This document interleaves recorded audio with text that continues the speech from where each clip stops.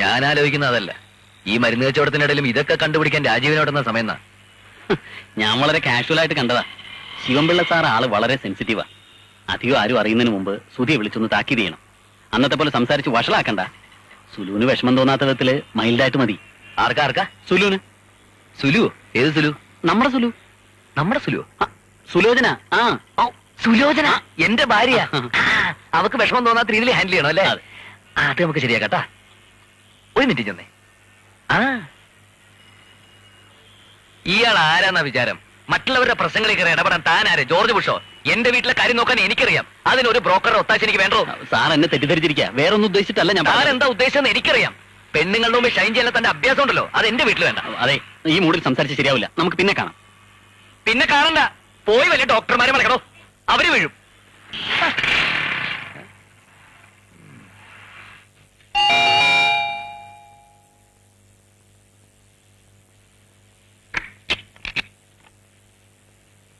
അവൻ എന്തിയെ Sudhi?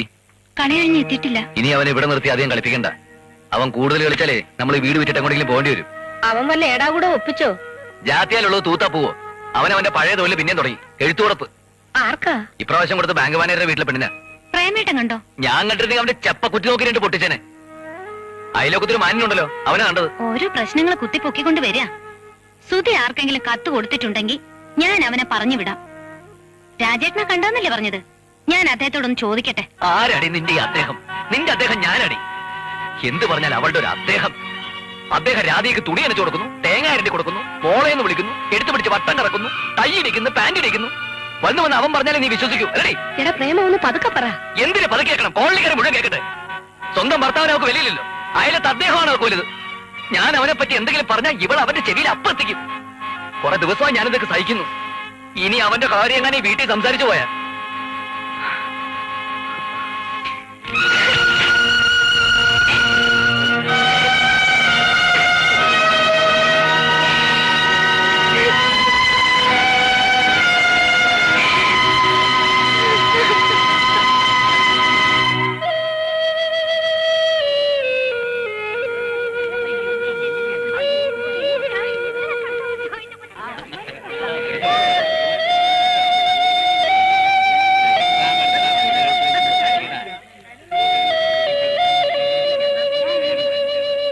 As per the theory of Freud, the mind may be subdivided into two types. One, what do you call as the conscious mind, and the other subconscious mind.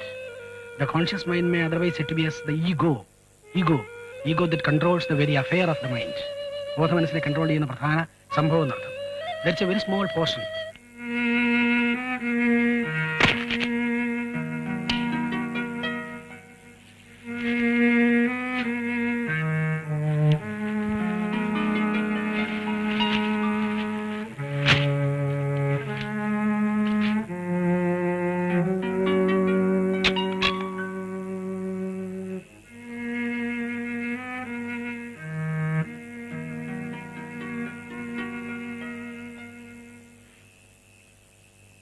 മോനെ വന്ന് ഊണ് കഴിക്കടാ. 2 ദിവസമായി നീ ഒന്നും പഠിപ്പിക്കുന്നില്ലെന്ന് സതി പറഞ്ഞല്ലോ. ഇത്രയ്ക്ക് പ്രയാസപ്പെടുത്തക്ക വിധത്തിൽ ഇവിടെ എന്താ ഉണ്ടായത്? അവൾ എന്തോ പറഞ്ഞു, അതിന്റെ ഇരട്ടിയായി നീയും പറഞ്ഞു. അതിന്റെ പേരിൽ ആഹാരം കഴിക്കാതെ മിണ്ടാതെ നടന്നാൽ എങ്ങനെയാ? അവക്ക് വയ്യാണ്ടിരിക്കല്ലേ? ഈ സമയത്ത് തന്നെ വേണം മനപ്രയാസപ്പെടുത്താൻ. വന്ന് ഒന്നും പറയാൻ വയ്യെന്നു ആയോ? നിങ്ങളിങ്ങനെ കലഹിച്ച് കഴിയാനാണെങ്കിൽ ഞാൻ എങ്ങോട്ടെങ്കിലും ഇറങ്ങിപ്പോവും. എനിക്ക് വയ്യ ഇതൊന്നും കാണാൻ.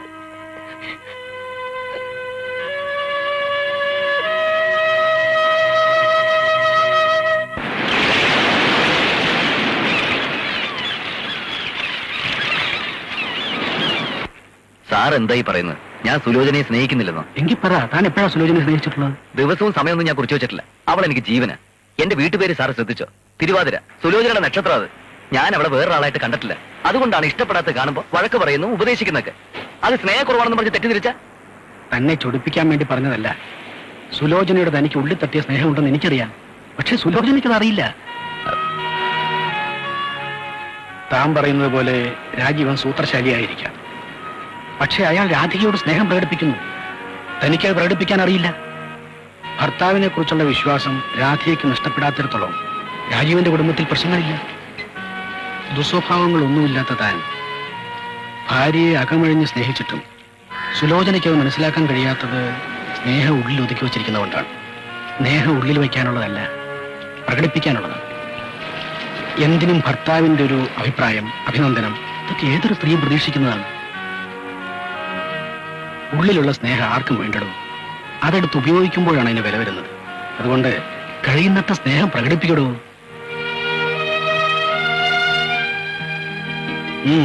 Come on.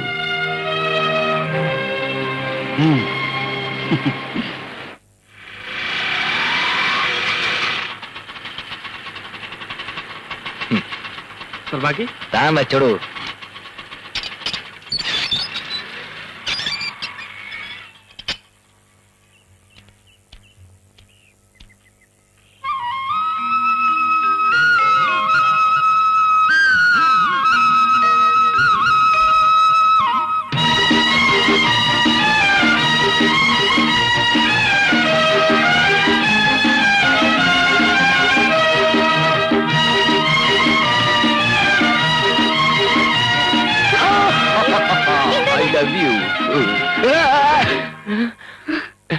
സോറി, ഞാൻ സുലോചനയാണെന്ന് വിചാരിച്ചു.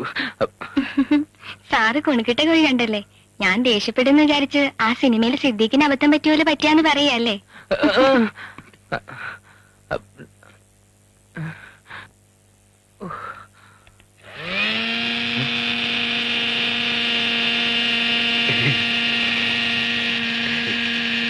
അമ്മേ, ഇന്ന് നേരത്തെ വന്നോ? സുലോചന എവിടെ? നിന്റെ മുറിയിലുണ്ടായിരുന്നല്ലേ? മാന്യ ഇവിടെ വന്ന് നിൽക്കുകയാണല്ലേ? അമ്മയുടെ സൽസ്വഭാവിയായ മകൻ ചുമ്മാതല്ല ഒളിച്ചും പാത്തും നടന്നത്. ഞാനിപ്പോ ബെഡ്റൂമിലോട്ട് ചെന്നപ്പോഴല്ലേ അറിഞ്ഞത്. സുലോചന, ഞാൻ വേണ്ട വേണ്ട, ഒന്നും പറയണ്ട. നിന്റെ ലൈറ്റ് എടുത്ത് ചാരയ്ക്ക് കൊടുക്കാൻ പോയത്. അത് കൊള്ളാം. എന്റെ നൈറ്റ് എടുത്ത് അവക്ക് കൊടുത്തതിന് പ്രേമേട്ടൻ സിഗരറ്റ് വലിക്കണോ?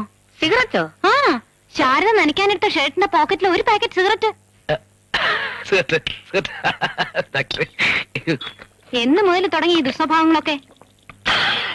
ചുമ്മാ അല്ല ഓരോരുത്തരുടെ കുറ്റം കണ്ടുപിടിക്കാൻ നടക്കുന്നത്.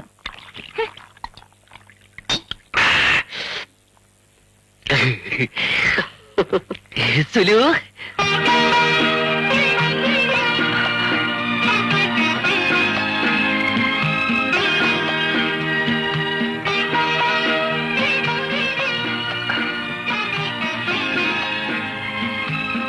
സുലു,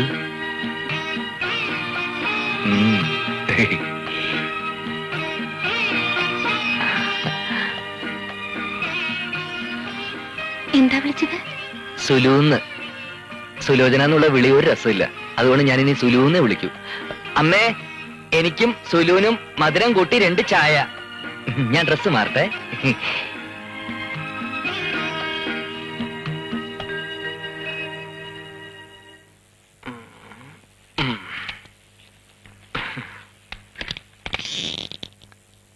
നമസ്കാരം സാർ. ട്രബിളൊന്നും ഉണ്ടായിരുന്നില്ലല്ലോ? നല്ലോണം ഓടിയില്ലേ? ഓടാൻ ഞാൻ അടുത്തൊന്നും ഗ്യാസ് ഒന്നും കൊണ്ടുപോയിട്ടില്ലല്ലോ. ഓ ശരിയാ സാർ, അവസാനം കൊണ്ടുപോയത് കാര്യം നിസ്സാരവും പ്രശ്നം ഗുരുതരമാണല്ലോ. ഇപ്പൊ സാറിന് ഏതാ വേണ്ടത്? നല്ല ലവ് സ്റ്റോറീസ് ഏതൊക്കെയാ ഉള്ളത്? ഏത് ഭാഷയിലെ ലവാ? ഏതായാലും കുഴപ്പമില്ല, ഉള്ളതെല്ലാം എടുത്തോ. സാറ് സിനിമയ്ക്ക് തിരക്കഥ എഴുതാൻ പോവാണോ? ഇല്ല, ഒരുപാട് കാസറ്റുകൾ ഒന്നിച്ചെടുത്തോണ്ട് പോകുന്ന തിരക്കഥാകൃത്തുകളാ, അതുകൊണ്ട് ചോദിച്ചാ. കാസറ്റ് ഉണ്ടോ? വണ്ടി കൊണ്ടുവന്നിട്ടുണ്ടോ? വണ്ടി ഞാൻ കൈ കൊണ്ടുപോകலாம். അയ്യോ, കൈ കൊള്ളത്തില്ല. ലവ് സ്റ്റോറി എന്ന് പറയുമ്പോ എല്ലാ സ്റ്റോറിയുള്ള കഥകളിലും ലവ് ഉണ്ട്. കാമുകൻ കാമുകിയെ പ്രേമിക്കുന്നു, ഭാര്യ ഭർത്താവിനെ സ്നേഹിക്കുന്നു, അയൽക്കാരി അയൽക്കാരനെ സ്നേഹിക്കുന്നു, വല്യപ്പൻ വല്യമ്മയെ പ്രേമിക്കുന്നു, ക്യാൻസർ പേഷ്യന്റിനെ എയ്ഡ്സ് രോഗി പ്രേമിക്കുന്നു. അങ്ങനെ ഒത്തിരി ഉണ്ട്. അപ്പോ സെലക്ട് ചെയ്തെടുത്താ മതി. കുറച്ച് ആക്റ്റീവ് ലവ് ആയിരുന്നെങ്കിൽ നന്നായിരുന്നു. മനസ്സിലായി അല്ലേ? അയ്യോ അല്ലല്ല, ലവ് ഉള്ളിൽ വെക്കാതെ പ്രകടിപ്പിക്കുന്നത് കണ്ടാ തോന്നണം സ്നേഹിക്കുകയാണെന്ന്. ഓഹോ, എന്നാ കമലഹാസന്റെ കാസറ്റോട്. അതാവുമ്പം കൊടുക്കുന്ന കാശിന് മുഴുവൻ സ്നേഹം കിട്ടും. കൊടുക്കാം.